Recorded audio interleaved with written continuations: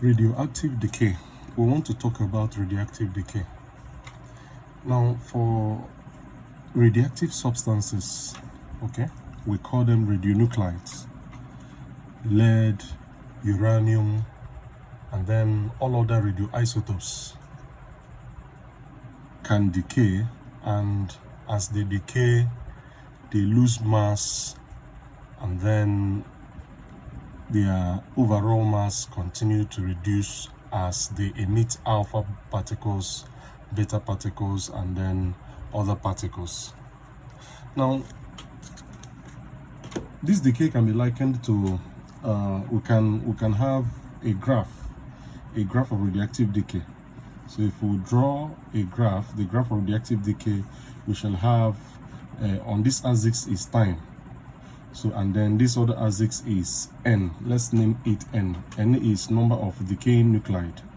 So number of nuclide that is decaying. So this will be the number of decaying nuclide. Okay, n. So this axis represents the number of decaying nuclide, and then this other axis will represent time. Okay, the time t.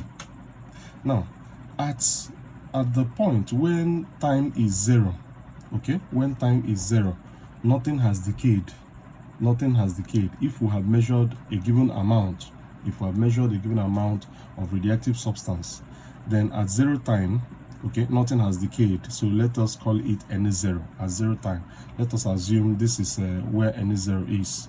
Okay, so at 0 time.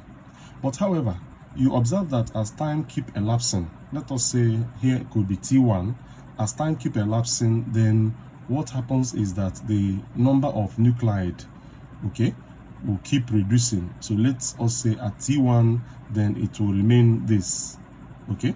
Then at T2, after some time again, as time keep elapsing, then this will keep reducing, okay. So this decay nuclide will keep reducing, and then here BT3, so then it keeps reducing, and then it keeps reducing just that way. It keeps reducing, okay. So that at the end of the day, if we draw this graph, the graph of radioactive decay will look slopy, like this, okay. The graph will look slopy like this, and then we can write an equation.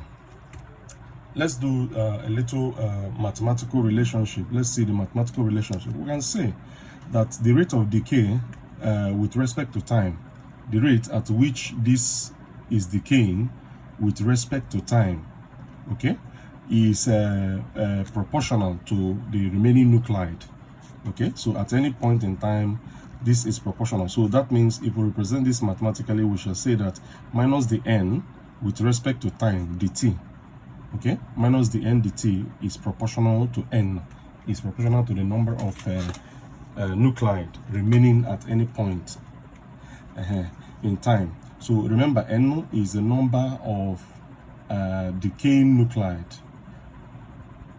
Then n0 is the number of nuclides when nothing has decayed, okay, the original number of nuclide. So n0 be the original number of nuclide, so this be the original number of nuclide. Then n be the remaining, okay, number of remaining nuclide at any point in time t, okay, at any point in time t, okay. Then of course t is equal to time, so let's define this. Then we shall say that minus the n over the t is proportional to n, okay, it's proportional to the number of remaining nuclide at any point in time t. So if we remove proportionality sign and introduce our constant, we shall have that minus the n over the t is equal to lambda n. When you remove proportionality sign, then you introduce constant, okay. So this constant, this lambda we introduced here, is called the constant of decay. So this is the constant of decay, okay. So n lambda here be the constant of decay. Then from here we shall have that from here, okay, we had that minus the n over the t is equal to lambda n. So let us rearrange this equation. If we rearrange the equation by taking n down here and then cross multiplying to get dt here, okay, and then also the sign, then we shall have that the n over n, okay, over n is equal to dt can cross over to multiply, then minus 1 multiplying both sides, so we have minus lambda dt, okay, minus lambda dt. So we just wanted our n to get down and then dt get across to this place and then multiplied by minus 1 on both sides. So the subtraction gets here too. Then we can integrate at this point. If we integrate the equation, that is, we say the n over n integrated is equals minus lambda. This is a constant, so we will not be integrating the constant, okay, so minus lambda, and then we have dt integrated. Then we're going to have integrating the n over n will give us ln n, and you know what ln is? Ln is logarithm to base e, okay, ln is logarithm to base e, logarithm to base e. That's the natural logarithm, okay. You find it on your calculator, on your scientific calculator, around where you still have the log, okay. So ln n is equal to, then this is minus lambda, so if you integrate dt you have t, then plus constant, okay, this is constant of integration, so we call it the constant of integration. This is the constant of integration.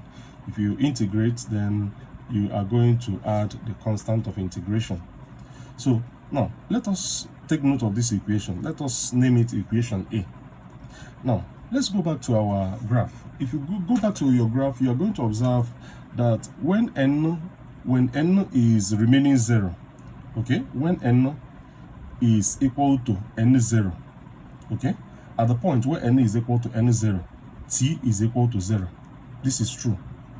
When n was remaining everything, when n was remaining everything, okay, in other words, when nothing has decayed, okay, when nothing has decayed, that means n0 is equal to n. So when nothing has decayed, that is when the original number of nuclei is equal to the number of what the nuclei that is remaining. So, and then that is at time t equal to 0. If we put this into this equation, we're going to have that ln n, now instead of n we'll put n0 because n is equal to n0 using what we want to obtain. So ln n0 now is equal to, so minus lambda. When it is n0, then t is equal to 0, so that means t is 0, then plus c. So we shall have that ln n0 now is equal to minus lambda times 0 is 0, so that means we're going to have c. So ln n0 is equal to c. So take this into the equation we have obtained. So if you put this into our equation A, okay, you are going to observe that we shall have this. If you put this back into equation A, we're going to have that ln n0 is equal to c. That means anywhere I see c, I shall substitute n0 for c, okay. Then that means into this equation I shall have ln n is equals minus lambda t plus c now shall be ln n0. So that means I can take like terms. Ln n minus ln n0 is equals minus lambda t. And so now the rules of logarithm says that ln a over b, okay, is equal to ln a minus ln b. Okay, so that means if I have this, I can also express it as this. Okay, so the ln of a quotient, and it applies to logarithm. So the ln of a quotient is equal to the ln of the numerator minus the ln of the denominator. So we shall apply that here. If we do that here now, so if we apply, we shall have that ln n minus ln n0 equals minus lambda t shall become ln n over n0 is equals minus lambda t. And this is a very important equation. And that is the equation of radioactive decay. However, this equation can be put in other forms. Okay, we can put this equation in other forms. Now, if you remember from here, initially I had told you that ln is logarithm to base e. Okay, so n over n0, okay, is equal to minus lambda t. Now, you remember that if we have a function, okay, this log base e, which is the ln, is a function on both the numerator and denominator of this particular quotient. Okay, so what this means, the implication of this is that none of this can be distributed. None of this can be distributed. You cannot cross this over to this other side. No. Okay, so what must happen is that I can get the denominator, I can get the e, okay, the e, which is the Euler's number, I can get it to this other side, exponential, I can get it to this other side. Okay, so that I have that n over n0 is equal to, that way the logarithm goes, okay, exponential minus lambda t. Okay, so this is the same thing as this. So you take the base of a logarithm, then the logarithm is cancelled out, and then the base of the logarithm becomes the base of what you have across an equal sign. Okay, so that is the correct description. So from here now, these two can be treated as a common quotient.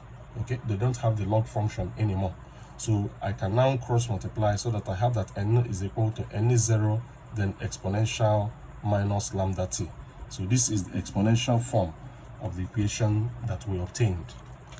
Okay, now having said that, we can do something further. We can do something further. Now what we can do further is to get the equation for half-life. We can go further to get the equation for half-life. Now, the half-life of a radioactive substance, is the time taken for half of the nuclide to decay. Okay, that is T half, the half-life. So we have our equation as ln n over n0 is equals minus lambda t. Okay, this is our fundamental equation. Now, at half-life, what happens at half-life? At half-life, okay, at half-life, we have that what is remaining is half. So that means what is remaining is equal to half of what we started with. So if we started with 100 grams sample of a radioactive material, then at half-life, it should be remaining 50 grams. Okay, so that is what happens at half-life. So at half-life, if you make sense into it, you will observe that at half-life, then what is remaining will be equal to what you started with divided by 2. That is half of what you started with, and that makes sense. As t, the time now will be equal to what? Is equal to t half. So if you take this into consideration, then we shall have that you can also say here that n0 is equal to 2n if you cross multiply this. So if you put this into this equation, so we have ln n over n0 is equals minus lambda t. So n0 can be substituted for 2n. So that means we have ln n over 2n is equals minus lambda, then t is substituted for t half to t half. So then n take n, so I have 1 over 2. So I have ln 1 over 2 is equals minus lambda t half. Now, what is 1 over 2? In index form, 1 over 2 can be written as 2 raised to the power minus 1. And this is equals minus lambda t half. Now, for logarithm, the power of a logarithm can become its multiplier. Yes. Okay. So the power of a logarithm can become its multiplier. So that means I can have minus 1 ln 2. Okay, is equals minus lambda t half. So the negatives can take each other, can cancel out, so that you have simply ln 2 is equals lambda t half. And finally, our half-life t half is equal to ln 2 divided by lambda. And so from your calculator, if we press our calculator, ln 2 is 0.693. So 0.693 divided by lambda. and this is the equation for half-life. Now, given this equation for half-life, now you can be expected to solve little questions, okay? Little questions where you are expected to use these two equations to deliver a question. For example, you can be given a question, and this equation is very important in everything you do in radioactivity, okay? Everything at all you do in radioactivity. A lot of calculations we do in radioactivity has to go through this formula, okay? So now, the half-life of a radioactive substance. Let's take this question. The half-life of a radioactive substance, X, is 24 days. Is 24 days. The question says, now, if a scientist starts with,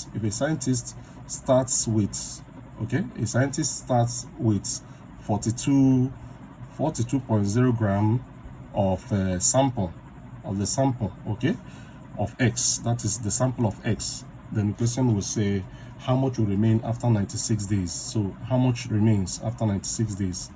How much remains after 96 days?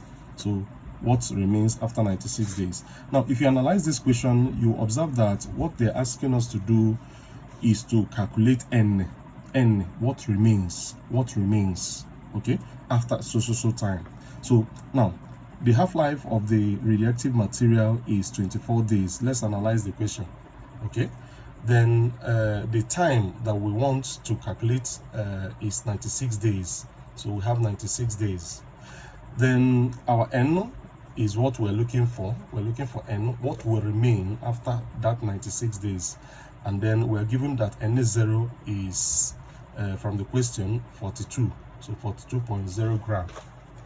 So if we take our calculation now, if we do a substitution now, we have our equation, remember, ln N over N0 is equals minus lambda T, okay?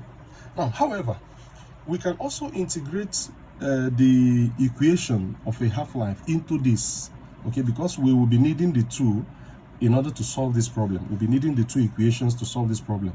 We need to get our decay constant using the equation for half-life, and then now go on now to use this other equation to calculate. However, since we know that lambda from here, lambda is equals 0.693 divided by T half.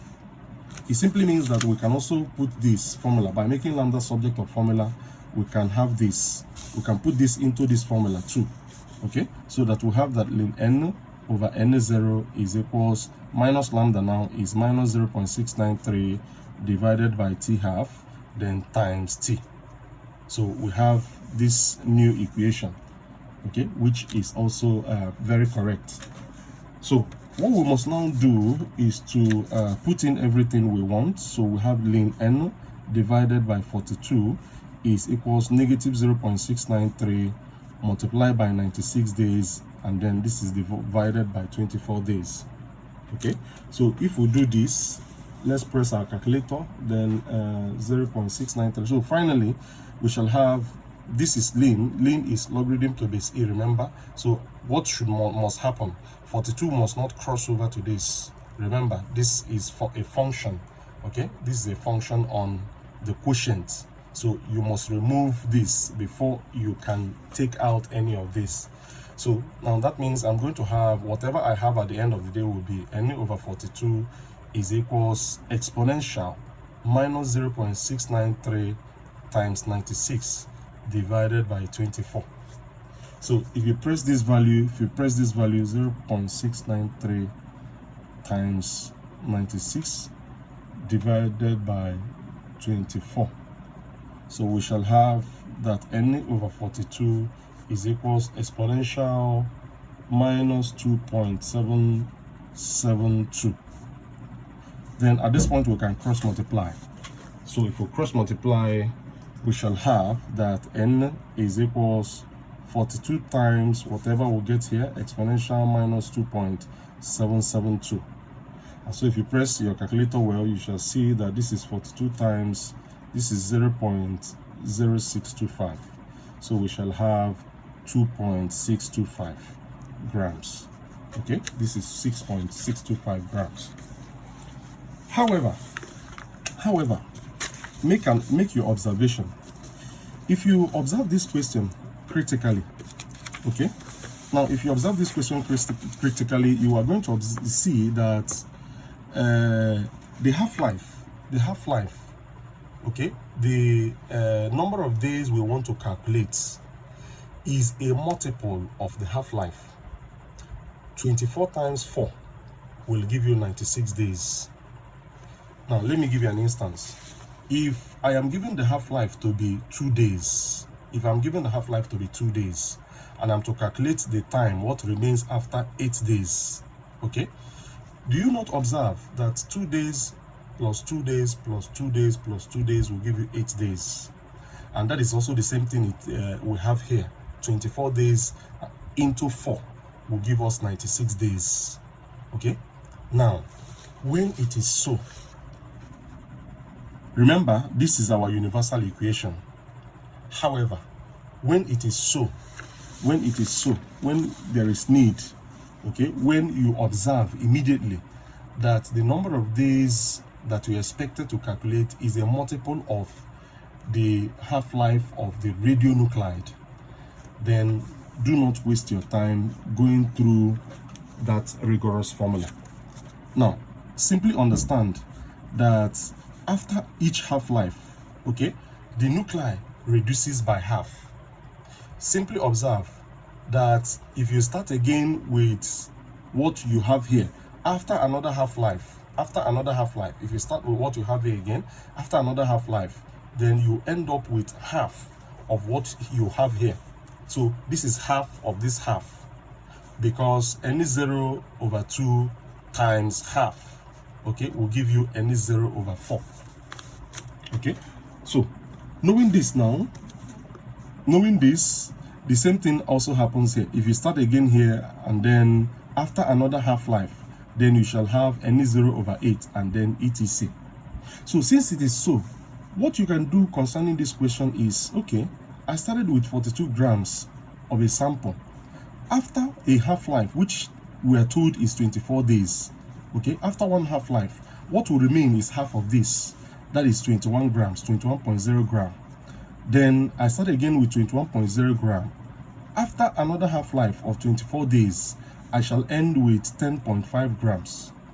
If I start again with 10.5 grams, after another half-life, okay, of 24 days, I shall end with, this divided by 2 is 5.25 grams. And then finally, 5.25 grams after another half-life of 24 days will give me, this shall give me 2.625. Okay, and what do you observe? We have exhausted the 96 days. So these are the 96 days. And so after these 96 days, if we start with 42 grams, after these 96 days, we shall have 2.625 grams. And you observe this is exactly also what we got by calculation. Okay, so remember this, and then always apply it to your questions. And then other questions also are valid.